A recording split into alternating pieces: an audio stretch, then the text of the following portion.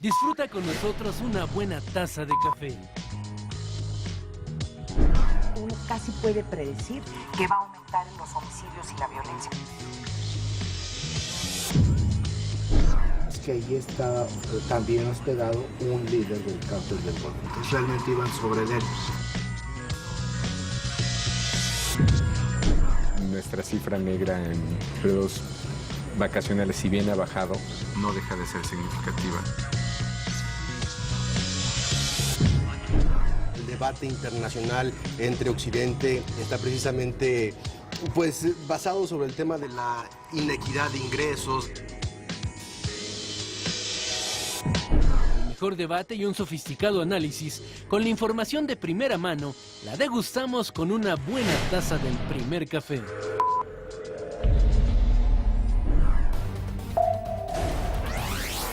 La Gendarmería Nacional tendrá presencia permanente en Baja California Sur.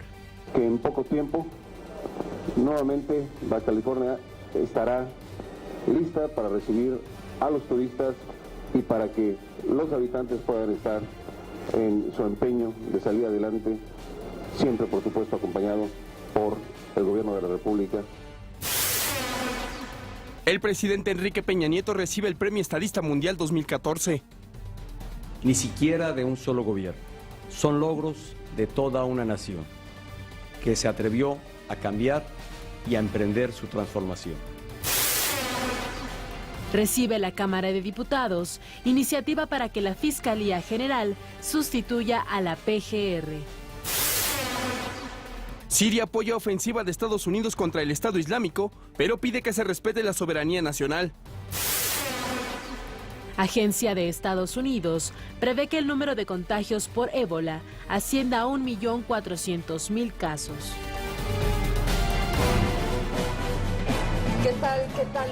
Muy buenos días. Gracias por acompañarnos aquí en el primer café este 24 de septiembre. Raimundo Riva Palacio, ¿cómo estás esta mañana? Bueno, esta mañana estoy bastante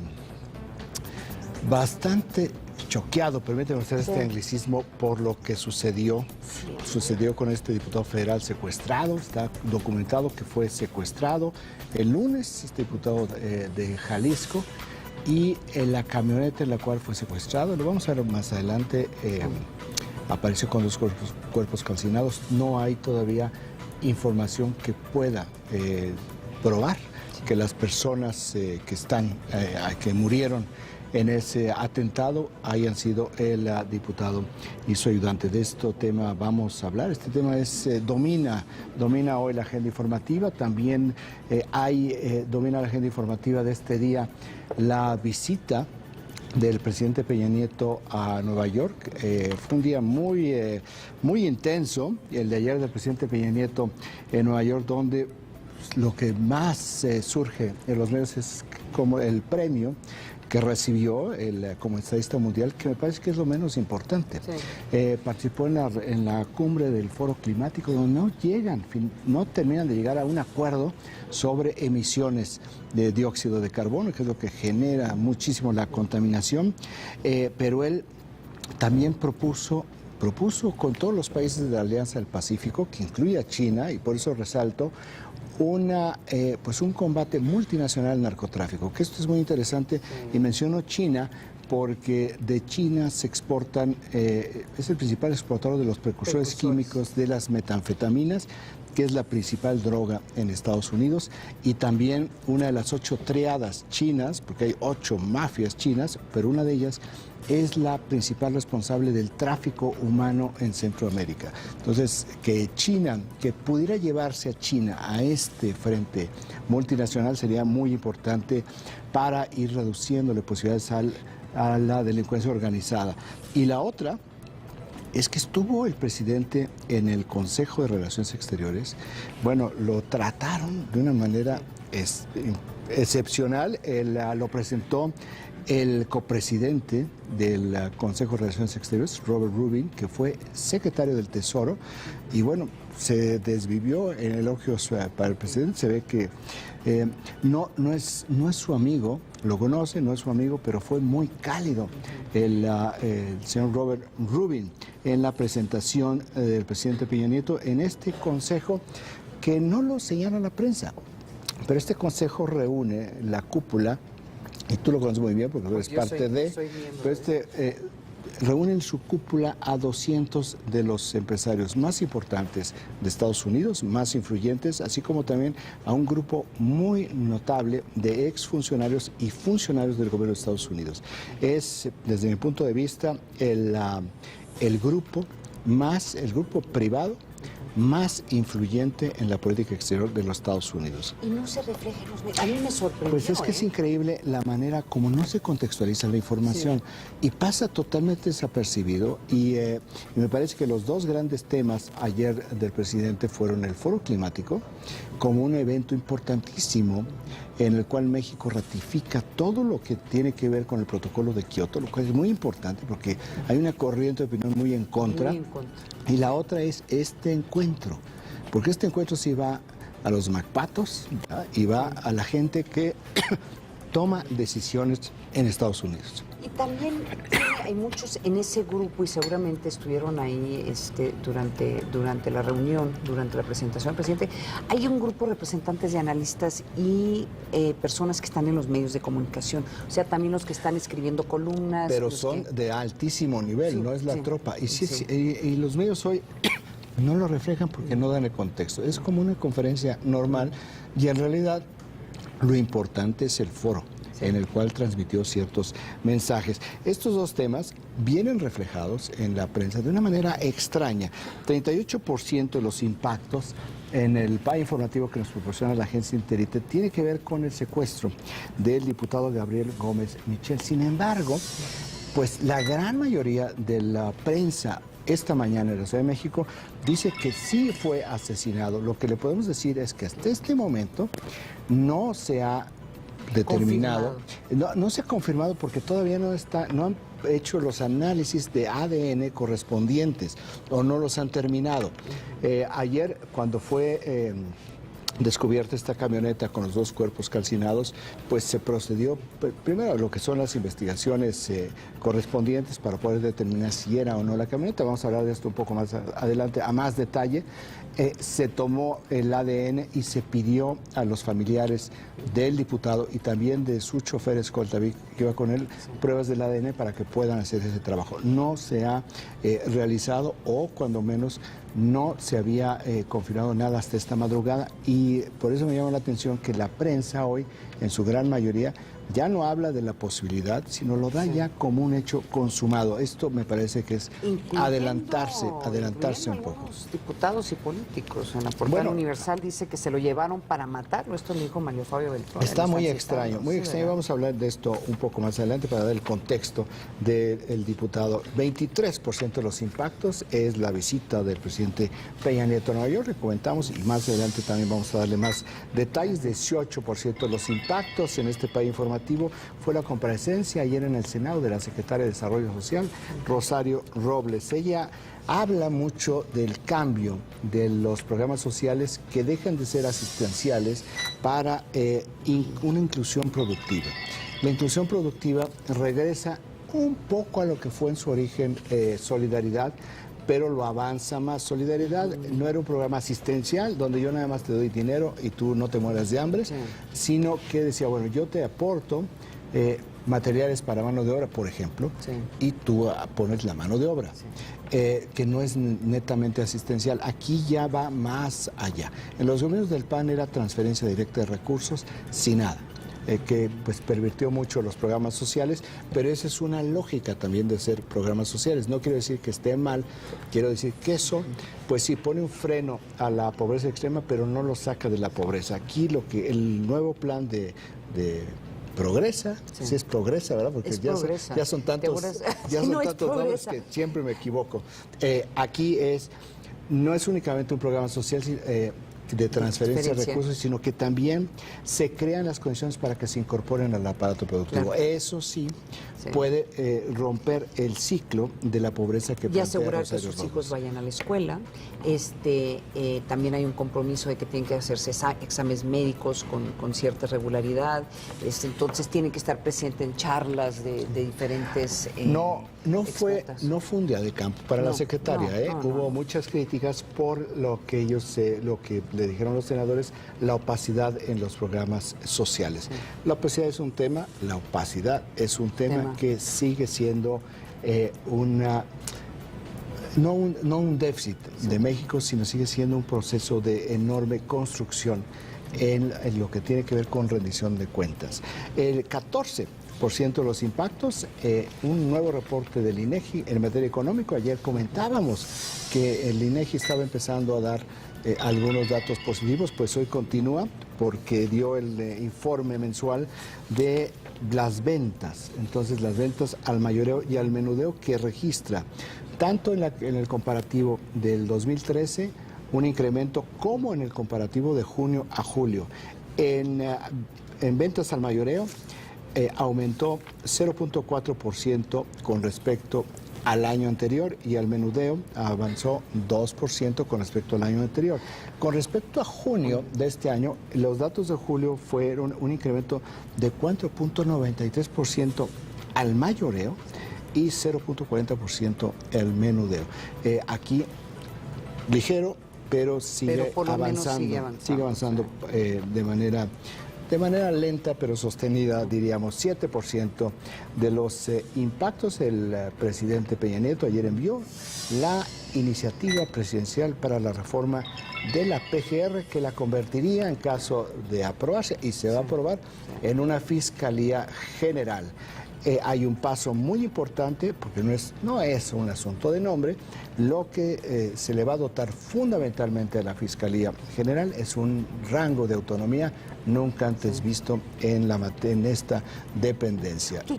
Yo siempre cuestioné por qué no mandó el presidente como legislación preferente, porque este es un tema que urge que lo aprueben, pero que sí va a haber mucho debate. La única iniciativa preferente que he enviado es la de los niños y las niñas. Sí, y que aparentemente le han hecho más del 90% de cambios a lo que mandó la presidencia. Los senadores no terminaban anoche de la discusión.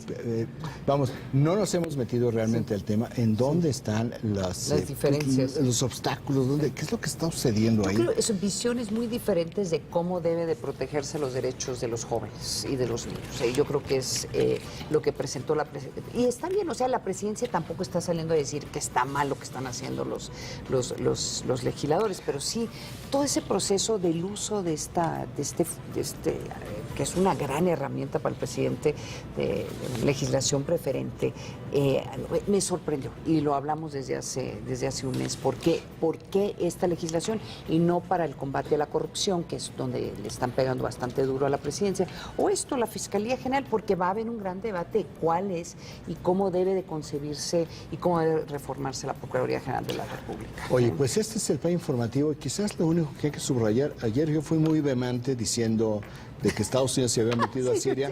Pues como yo pensé mal, le atiné. Efectivamente, el gobierno de Estados Unidos no le pidió permiso al gobierno sirio, pero le hizo algo terrible. Le informó al gobierno sirio. Dijo ayer el Pentágono, donde dijo, vamos a atacar posiciones de Al-Qaeda, no nada más del Estado Islámico, de Al-Qaeda en Siria. Por favor, no intenten frenarnos porque nos vamos contra ustedes. Entonces, es decir, me voy a meter a tu casa porque estoy persiguiendo a unos malandrines, y ni se te ocurra decirme que por qué me meto a tu casa, porque también te golpeo a ti. No puede ser eso. ¿Y qué es lo que sucede en el mundo? Nada. No, y además, también el gobierno sirio solamente le dijo, por favor, respeta nuestra soberanía, y a sus hermanos árabes también, porque eran 5 países árabes también que entraron a a bombardearlo. La soberanía de Siria fue tirada al drenaje profundo También de la te digo, Ciudad de el México. gobierno, sí, bueno, también hay que recordar que el gobierno de Siria tenía un gran arsenal de armas químicas, biológicas. ¿Te acuerdas que hubo todo ese debate entregaron, parece que la mayoría, y hubo un proceso muy interesante? Tal vez no se ha documentado lo suficiente cómo lo entregan. Y estoy de acuerdo, pero en este caso es una intervención ilegal pero en otra nación. Ni los árabes Irán, ni las salvo Naciones Irán, Unidas. que dijo que es ilegal, lo cual sí es cierto. Pero los países árabes, 5 países árabes que participaron en estos ataques, que siguen, sí, no más dicho, adelante vamos a hablar sobre eso. No dijeron nada, lo ¿Sabes están que apoyando. El país, ojalá que producción nos pueda conseguir un mapa, que el país tiene un mapa extraordinario, ahí está, mira, empiezan, ahí podemos ver todas las ciudades y las áreas donde hubo estos ataques, ¿sí? Y estamos hablando, pues, Siria, pero son 2 países donde sí hubo estos ataques en Siria y en Irak, y la mayoría, ahí está, podemos ver. Pues no, yo no quiero hablar mal del país, pero es el mapa que trae el New York Times. Pues mira. Que se difundió, Pues, de cualquier manera, este es el mapa. O sea, más allá de. Pero este está en la español. Así, Turkey. Bueno, Turkey. No, este no sé si es Siria, el mapa. con Y, no, Irak, este no es con el Q. mapa del país. No, este no es el mapa del país, pero de cualquier manera los ataques son los mismos. Sí. O sea, no hay diferencia entre los mapas, porque lo que estamos viendo es en dónde se da la concentración de los ataques. Hay algo muy importante que no se puede apreciar de manera fácil, pero que es el dato que aparece casi en la esquina derecha, superior derecha, que es la zona controlada por el gobierno regional de Kurdistán. Esto es muy importante porque los kurdos no están del lado del Estado Islámico.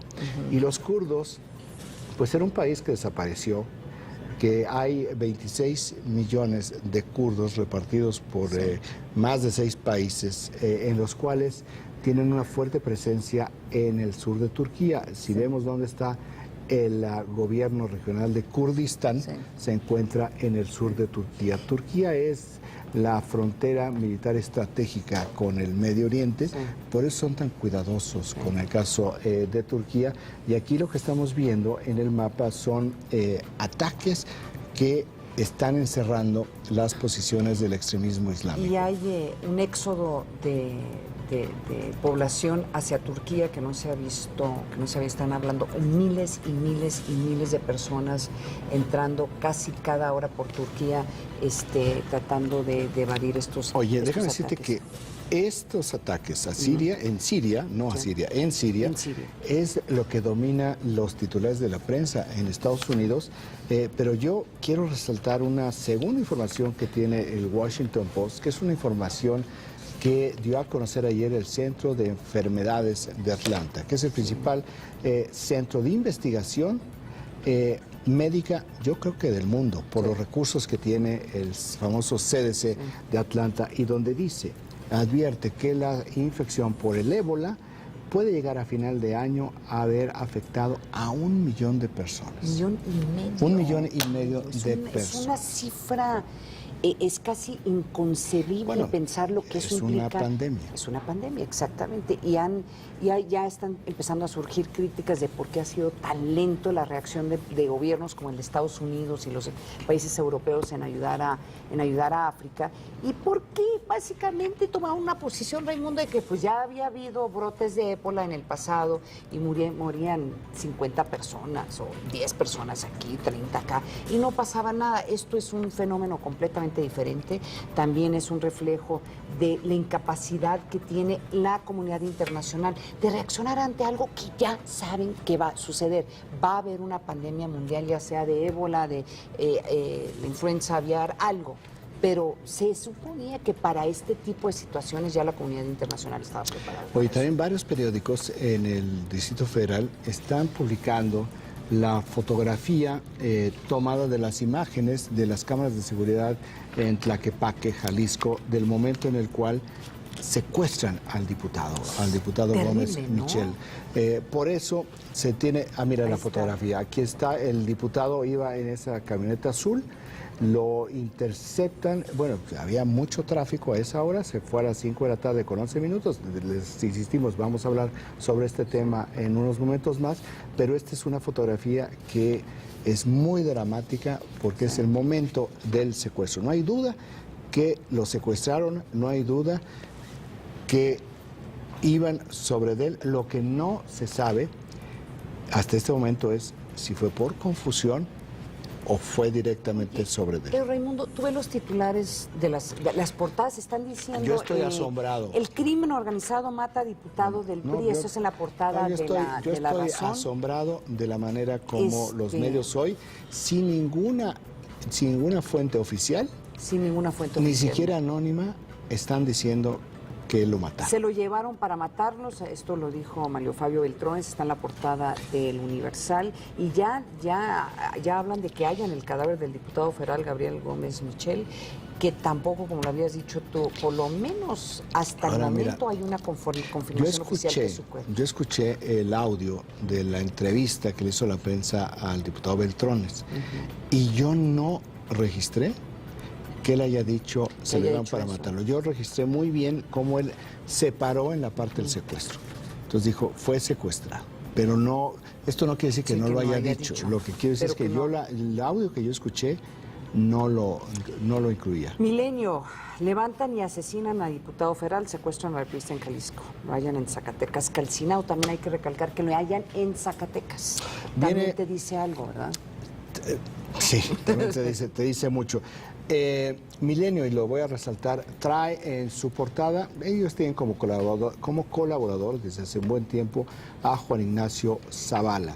Juan Ignacio Zavala es hermano de Margarita Zavala, es cuñado y ha estado muy cercano durante muchísimos años con la futura diputada Felipe Calderón. Claro. Él trabajó y es muy amigo del primer procurador de oposición que existió, Antonio Lozano Gracia, en el gobierno de Ernesto Zedillo.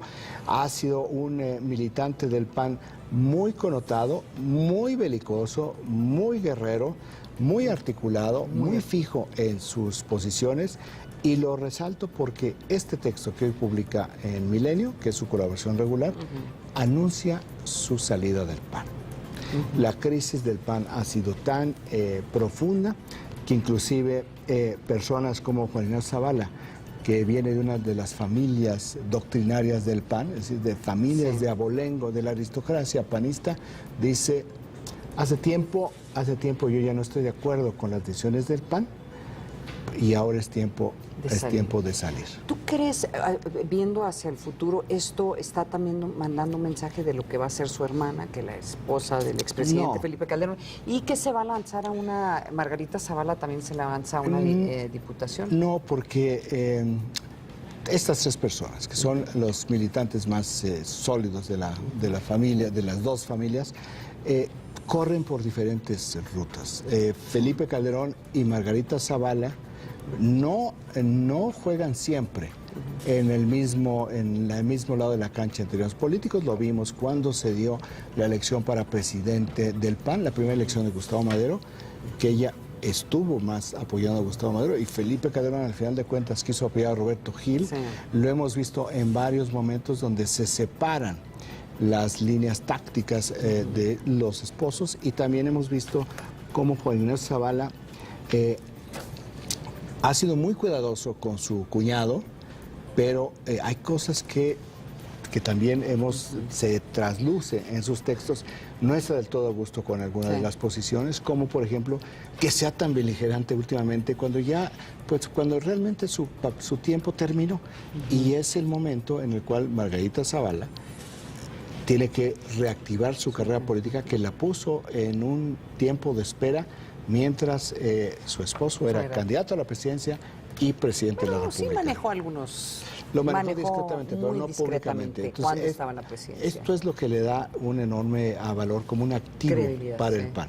Oye, con esta nota, que probablemente la nota política más interesante o sorprendente de esta mañana, nos vamos a un corte. Mucho más aquí en el Primer Café, no se vayan. Oye, sí.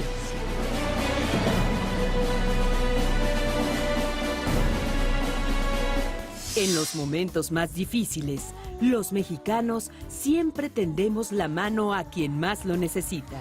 Y hoy, nuevamente, es tiempo de ayudar. Nuestros hermanos damnificados tras el paso de Odil requieren nuestro apoyo. Si desean hacer una aportación económica, puede hacerlo en Banco Azteca a la cuenta Fundación TV Azteca AC. Número de cuenta 27 11 veces 1 y al final 7. O una transferencia a la cuenta clave 127 127 11 veces 0 y al final 2. Recuerde, ellos nos necesitan. Este mes en Revista Central, conoce al sexy actor argentino Saúl Lizazo, de futbolista al galán más cotizado de Latinoamérica. Edith y Lorenzo, a 4 años de complicidad y entrega, hacemos un recuento de su historia de amor. Y enamórate de un rebelde sin causa, Osvaldo Benavides. No olvides descargar nuestra app para iPad y iPod. Revista Central, cómprala ya.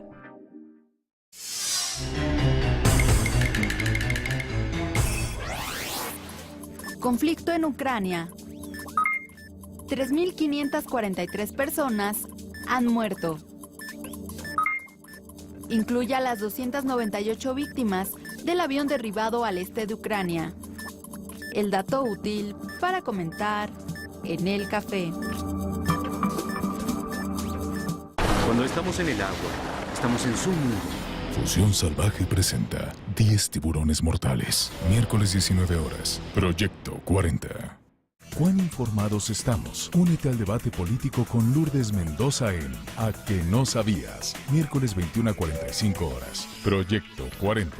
Soy puro mexicano, nacido en este suelo, en esta hermosa tierra, que es mi linda nación. Mi México querido, qué linda es mi bandera. Si a alguno la mancilla, le parto el corazón. ¡Viva México! ¡Viva! ¡Viva México! ¡Viva! ¡Oh suelo bendito de Dios!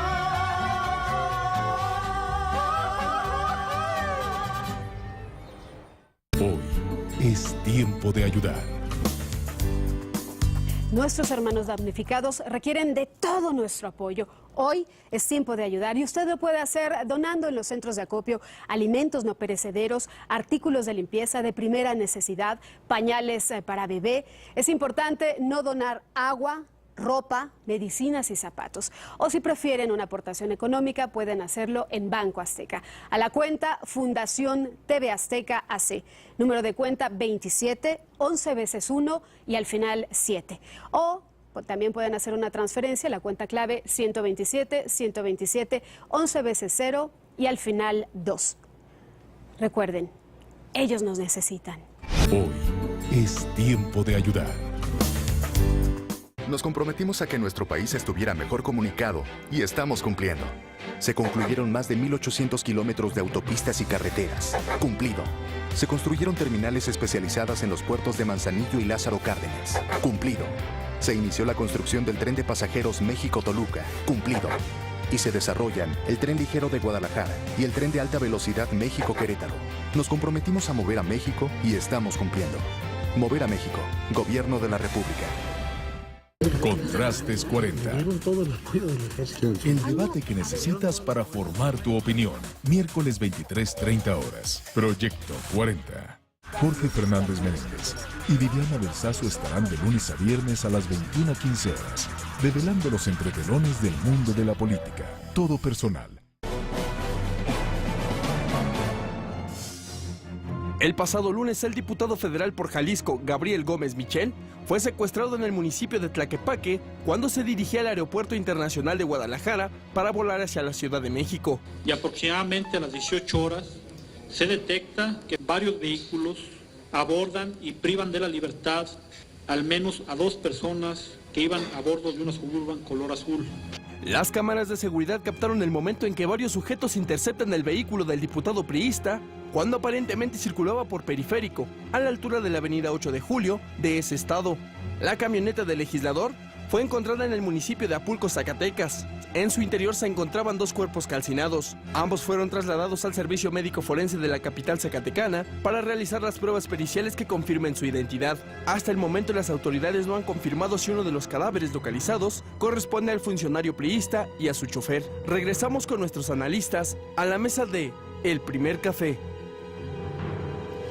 Mire, Raimundo, yo no sé, pero a mí me asusta esto, porque no porque los diputados deben de tratársele en una forma diferente o que tengan un estatus diferente al resto de las víctimas que hay en este país del crimen organizado, sino el momento en que un grupo piensa que puede secuestrar a pleno luz del día a un diputado.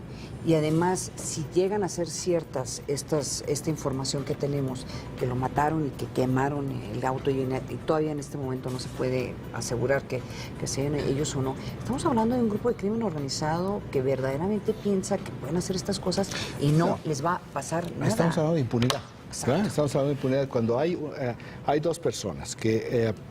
esto sucedió a las 5 de la tarde con 11 minutos en esta zona de Tlaquepaque, periférico sur, que como vemos es una avenida muy concurrida. Estaban ahí pues detenidos en el tráfico, los bajan de la camioneta, los suben en la otra camioneta, se dan la vuelta en U.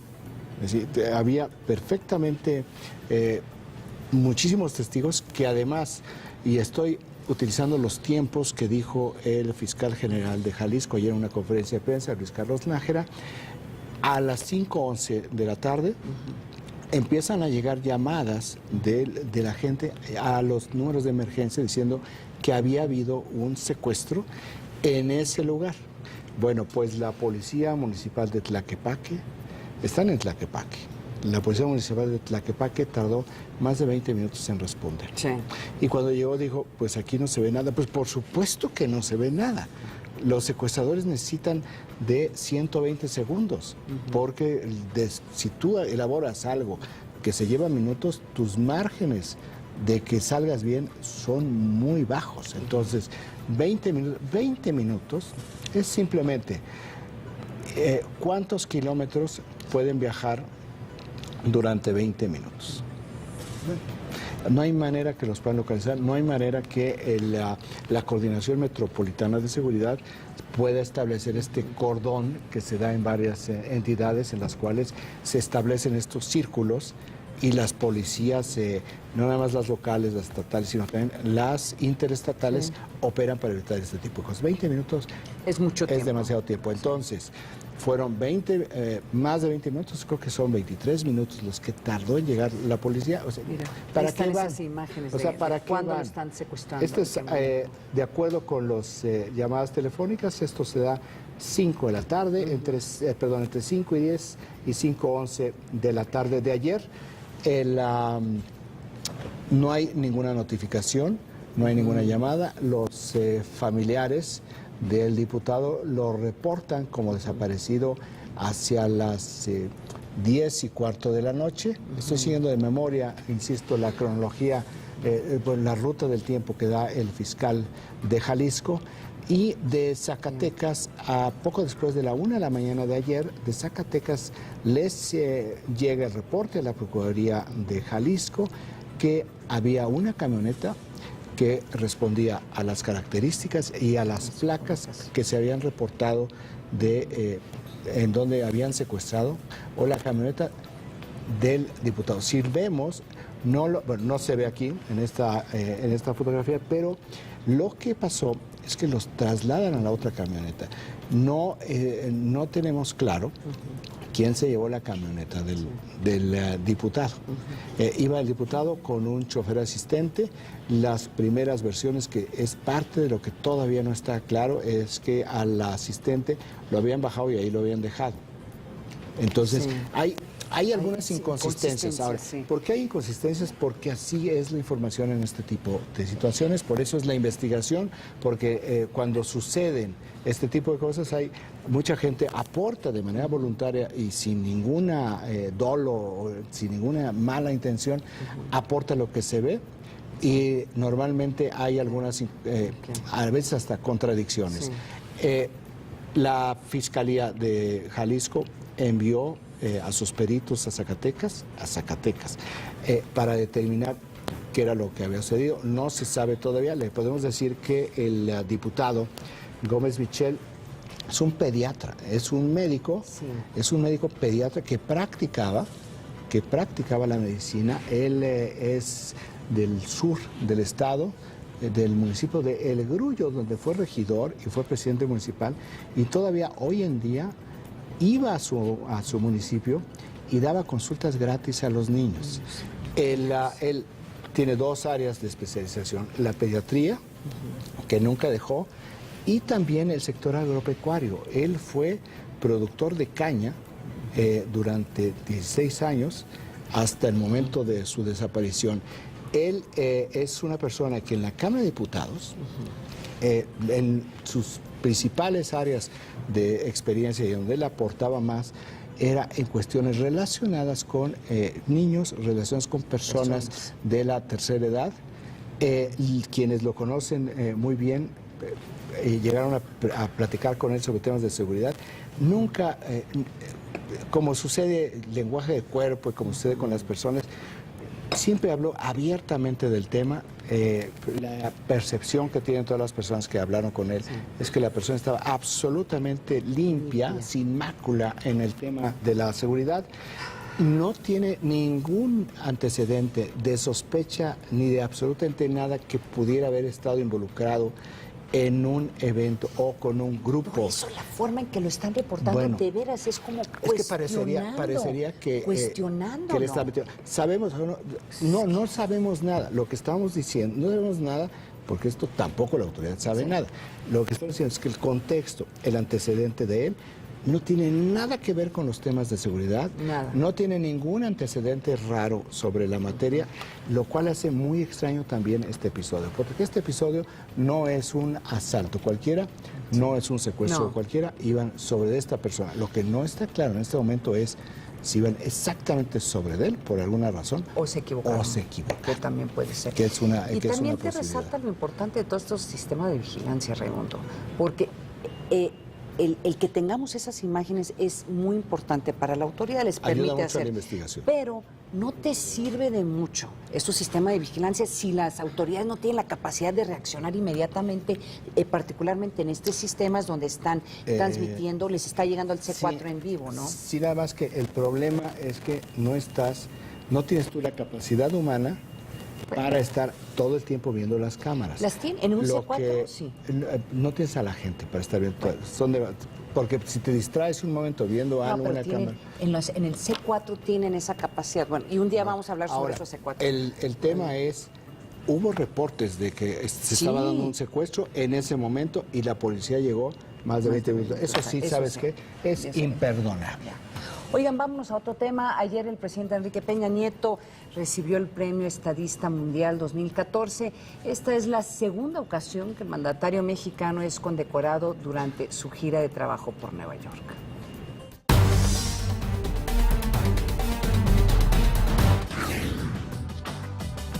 Durante la Cumbre del Clima 2014, realizada en Nueva York, el presidente Enrique Peña Nieto planteó a la Asamblea de la Organización de las Naciones Unidas crear un panel intergubernamental del agua para que los países estén mejor preparados ante el impacto de los fenómenos meteorológicos. México propone a la Asamblea General la creación del panel intergubernamental del agua como espacio para desarrollar nuevos trabajos de adaptación que nos permitan estar mejor preparados ante el impacto de fenómenos climáticos cada vez más intensos.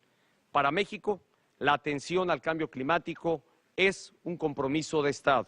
El mandatario resaltó que la atención al cambio climático ha ocupado un espacio importante en las reformas estructurales. Destacó las acciones que México ha emprendido para combatirlo, como el Programa Especial de Cambio Climático para reducir gases de efecto invernadero y la implementación de energías limpias que contempla la reforma energética.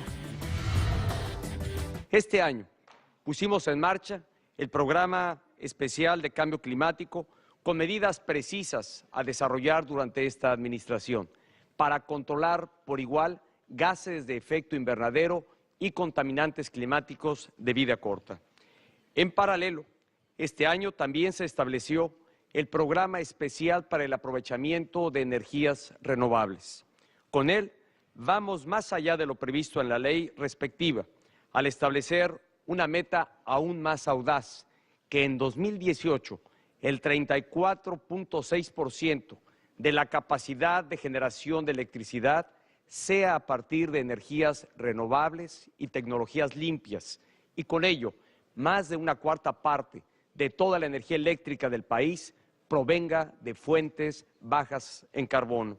Más tarde, el presidente de la República participó en la mesa temática sobre financiamiento de la Cumbre del Clima y anunció que México aportará $10 millones al Fondo Verde para el Clima. El jefe del Ejecutivo sostuvo un encuentro con miembros del Council on Foreign Relations, donde urgió a crear una alianza multinacional contra el narcotráfico. Además, se reunió en privado con el primer ministro británico David Cameron, quien lo invitó a visitar el Reino Unido el próximo año. Ambos coincidieron en la importancia de tomar medidas conjuntas para combatir la corrupción y fomentar la transparencia. Por su liderazgo y la decisión de impulsar a México, el presidente Enrique Peña Nieto recibió el Premio Estadista Mundial 2014, que otorga la Fundación por un llamado a la conciencia. Ni siquiera de un solo gobierno. Son logros de toda una nación que se atrevió a cambiar y a emprender su transformación. El Premio de Estadista Mundial se entrega a personas que apoyan la paz, la prosperidad y la libertad al promover en sus países la tolerancia, la dignidad humana y los derechos humanos. Regresamos con nuestros analistas a la mesa de El Primer Café. Oye, Paco, qué bueno que nos acompañas. Sé que Gracias por la invitación. Oye, no, pues es que ni siquiera todavía ni le han traído el café al pobre.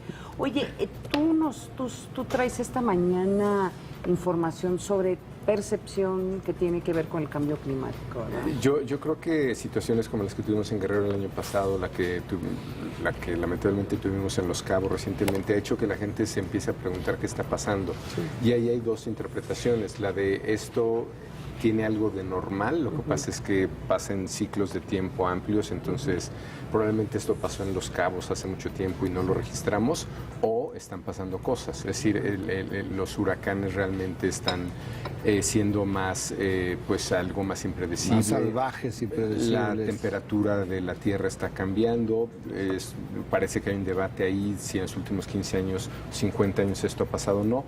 Lo que es cierto es que ya a nivel mundial hay una preocupación, hay cambios en los hábitos de consumo y México no es la excepción. En este estudio que hacemos para la BBC, para Globscan, es una pregunta constante. Si tú estarías dispuesto a comprar otro producto, si sabes que eso va a aliviar o va a ayudar en el problema del cambio climático, o es un producto sustentable. Si lo vemos en México, tenemos niveles de atención muy altos. En noviembre de 2011, y estas son dos mediciones, noviembre de 2011 y mayo de 2014, vemos que 85-86% de la gente ya está muy consciente de este tema, como se ve en este gráfico.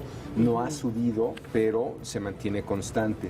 Si ven esto para algo que podría ser, es una idea compleja, relativamente sofisticada, son niveles de atención muy altos, ¿no? O sea, fíjate, en términos de política pública o cómo la decisión que hace el presidente, inicialmente el presidente Felipe Calderón y ahora el presidente Enrique Peña Nieto, de entrarle duro al tema de combate al cambio climático, pues es una decisión que está muy bien avalada por la opinión pública, ¿no? Si lo ves ahora como un tema excepcional que esté pasando en el mundo, que esté pasando solo en México, ante la pregunta de ¿usted cree que está sucediendo un cambio climático en todo el mundo, solo en algunos países, o está sucediendo o no está sucediendo ningún cambio? Si hay un nivel de conciencia alto de que esto es un problema genérico, sí, en todo el mundo. No, digamos, va de 78% en noviembre del 11 a 70% en mayo del 14, pero en general te diría que lo que predomina es una opinión de está pasando en todos lados, no es privativo de México o no es un problema solamente nuestro. Luego, en niveles de responsabilidad, sí hay una idea de que todos estamos haciendo algo mal, ¿no?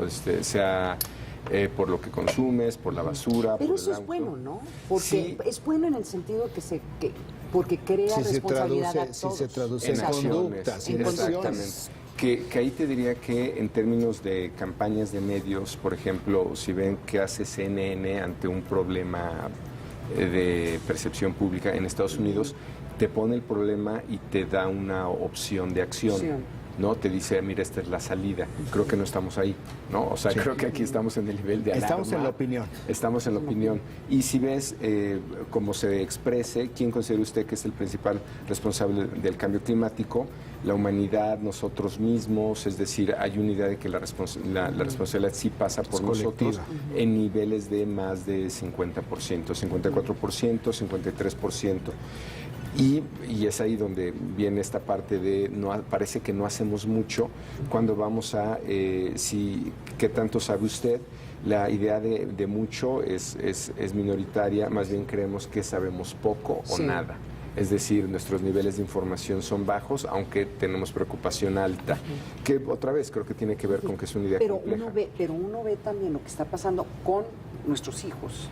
Hablan sobre el tema de medio ambiente, está reflejado en las caricaturas, está reflejado ya en la cultura de los niños en una forma que obviamente no lo tuvimos nosotros. O sea, los niños están preocupados, los niños, sobre el tema del medio ambiente porque se los están inculcando desde la escuela y en la cultura de la televisión. O sea, ese es un tema que sí tratan. Ellos ya traen otro chip o generacionalmente representarían otra actitud. El tema es si en política pública nosotros tenemos salida en cosas como reciclaje de basura o de las cosas que tú podrías hacer. A veces la política pública no te lo permite necesariamente. Como último gráfico, la consecuencia de esto es que los niveles de preocupación están en el mucho, es decir, casi 2 de cada 3 mexicanos dice que le preocupa mucho. Yo creo que estamos en estos momentos en algo que en psicología social se conoce como awareness, ¿no? Sería el término en inglés, que es alerta, pero que no estamos todavía en el tema de la acción. Oye, ¿no? ¿y esto cómo se refleja en términos electorales? Yo recuerdo que me habías enseñado hace algún tiempo algunos números en donde hay electores que claramente estarían dispuestos, que les interesa muchísimo el tema del medio ambiente, además el tema de los animalitos, pero particularmente el tema del ambiente, y que están dispuestos a votar por candidatos que estén hablando sobre estos Yo temas. creo que mucho, pero comparado con otras sociedades todavía es poco. Les pongo el ejemplo del cual vamos a hablar aquí en los siguientes días de la elección en Brasil. Hay que recordar que Silva, la primera vez que llegó a 20 puntos, que fueron pues por ahí de más de 15 millones de votos. La candidata que hoy podría ganar la elección, su primera elección hace 4 años fue con el Partido Verde. Hoy fue está ministra por la del Medio sociedad. Ambiente con Lula. Así es. Es decir, si quieres un país con preocupación real en estos temas, yo creo que a nivel regional Brasil está en otra cosa. O sea, tú tienes política pública por parte de Petrobras, tienes ya toda una... tienes campañas y tienes toda una promoción de artículos sustentables que en México todavía no la veo clara. Es decir, en México puedes comprar café con causa social, ¿no? Claro. Pero todavía no estamos en la dimensión de sustentabilidad.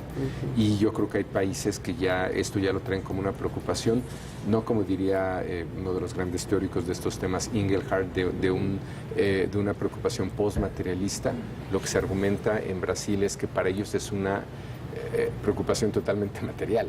Es decir, ellos dependen de estos temas de sustentabilidad porque tienen el Amazonas, porque de manera real, de manera cotidiana. En México todavía no nos damos cuenta de eso, o será que no tenemos problemas a ese nivel. Pero yo sí creo que vamos para allá. Y en eso sí importa qué hace el Partido Verde en México, sí importa qué propone, sí importa qué tipo de legislación está llevando a nuestro Congreso. No somos Brasil, ¿no? No somos todavía. Otra aspiración. Oye, pues, en estos temas, ¿no? Oye, saboreate un poquito mi cafecito. Oigan, tráiganle un café. Vámonos a un corte mientras que le traen un café aquí a Paco.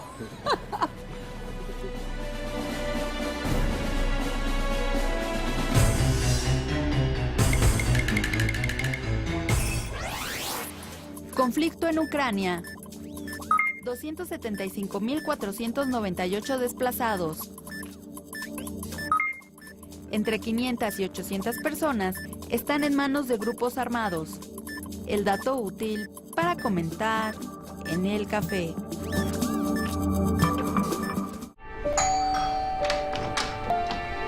Hola, ma. ¿Qué estás haciendo aquí? Quiero platicar con ustedes. No hay nada de qué platicar. ¿Por qué no me quieren? Tu color favorito es el gris. Es solo un color. Eso, ni siquiera es un color. Discriminar a alguien por su color favorito es tan ridículo como discriminarlo por su color de piel, género o preferencia sexual. Ven al Museo Memoria y Tolerancia, frente al Hemiciclo Juárez, Centro Histórico. Las empresas pequeñas, medianas y grandes, como la de Lucía, generan 9 de cada 10 empleos. Y también bienestar para nuestros empleados, proveedores y todos los involucrados. Solo las empresas formales grandes, medianas y pequeñas pueden generar el crecimiento y bienestar que necesitamos. Consejo de la Comunicación, voz de las empresas. Estas bellezas son las otras divas. Mi nombre es Alberto Barranco Chavarría y esto es Leyenda Urbana. Sábado 21 a 30 horas.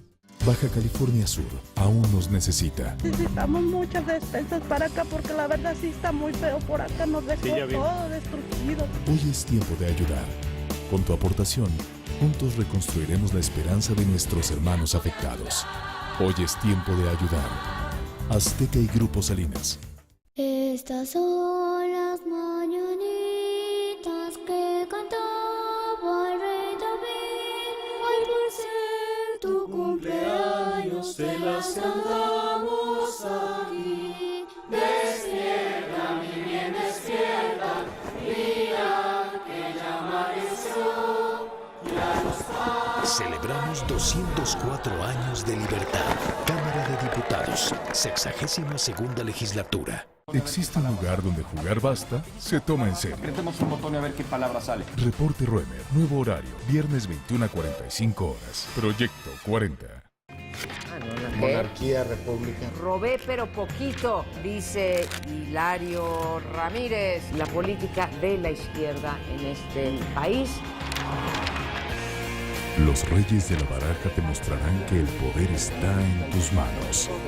¿Lo tomas o lo dejas? Yo veo que ahí no está muy claro en qué carril quieren María Paz. Martes y jueves 21 a 45 horas. Proyecto 40.